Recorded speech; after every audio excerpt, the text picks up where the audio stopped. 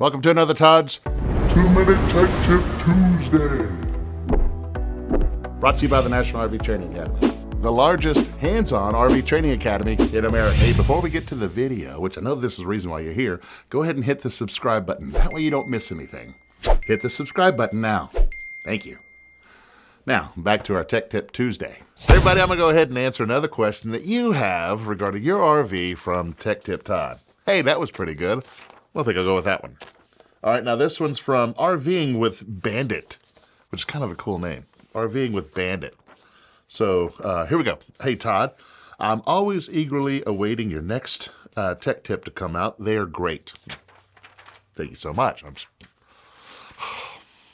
Sounds so good. I have a Class A RV, and I want to run the fridge while going down the road, not on propane. Obviously, someone who's watched my stuff before. When I turn on my inverter, which is a 1200 watt inverter, it does not power my fridge. Oh, okay.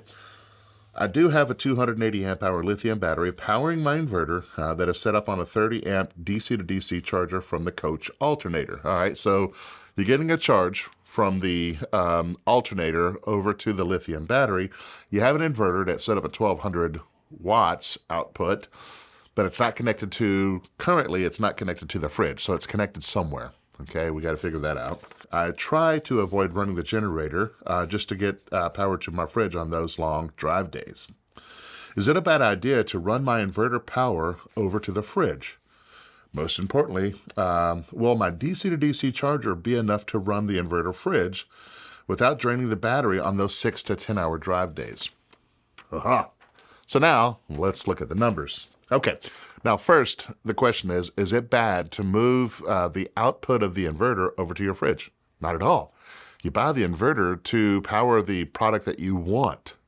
Now, is it easy? That's what we have to figure out, okay? And this is where you may have to get a qualified technician to come in and rewire that for you, because I don't know your electrical skills. Is it a bad idea? Absolutely not. As a matter of fact, most OEMs, whenever they're putting in the smaller inverters, they're doing it on the GFCI circuit and the refrigerator, so that way you have some functionality in the kitchen, bathroom, and whatnot. The next question is, will the 30 amp DC to DC charger provide enough power just for the batteries? Because you also said no solar. So you don't have any additional solar down the road. You don't want to run the generator. The question is, can you go 6 to 10 hours on those long drive days? Okay. So let's go ahead and look at the math. You have 280 amp hours. Let's just say you use 250 of that. That's kind of the cap. How many of those that you can use? 250 amps times 12 volts. That gives you a certain amount of total wattage.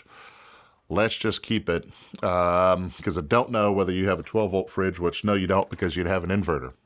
So you have 250 amps. I said all that. What's 250 times 10? That's 2,500 watts plus another 50, another 50 or so. So you got about 2,800 watts total, okay, from the battery. Let's just use that. Now we got to look at the refrigerator. Depending on the size of your refrigerator, that can pull anywhere from 300 watts up to, say, 500 watts. Let's just use 500 watts, okay?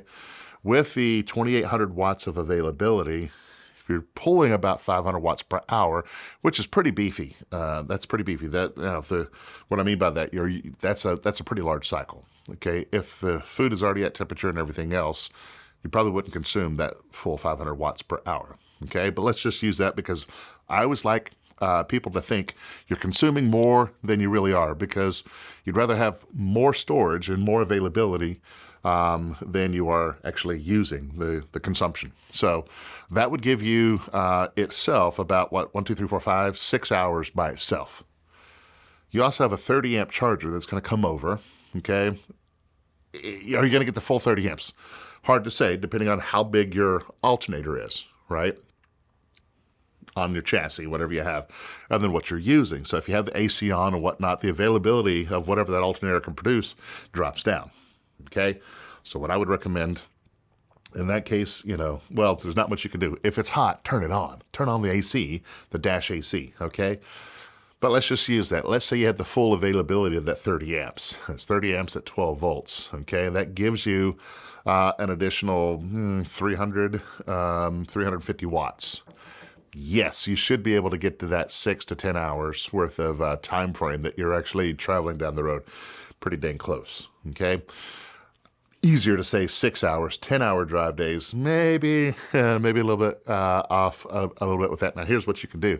You can take some of the frozen things that you have out of the freezer and stick it in the refrigerator. Something that doesn't spoil should it get defrosted over that time frame. What do I mean by that?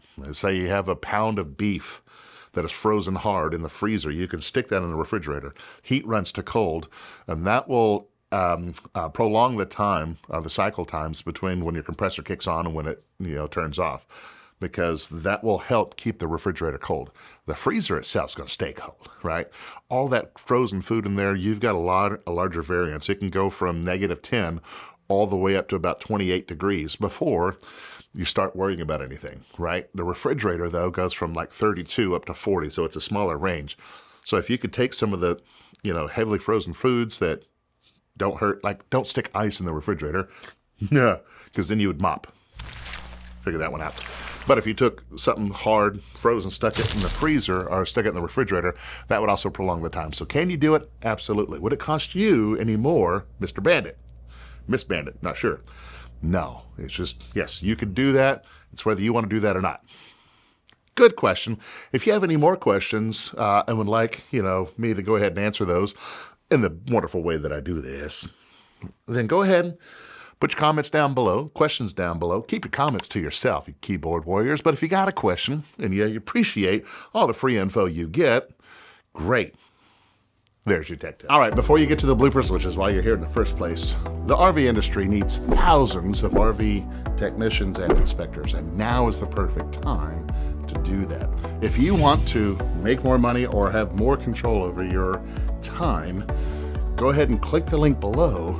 Or if you just want to learn how to fix your own RV, got something for you there. Head over to rvtechcourse.com and get started today. Now for the reason that you're at the end of the video, roll the bloopers. Hey everybody, got another question that I'm going to go ahead and answer for this week's tech tips. There we go. Answer some of your questions on those tech tips questions. Todd, think about that. Sorry about that. It's Monday on a tech. It's Monday, not Tuesday, so the brain hasn't came back. And hey, look, I've just been on a cruise all week, so I ate a lot of bad things that I shouldn't have eaten and all that stuff. So, the synapses aren't as firing as well as they should.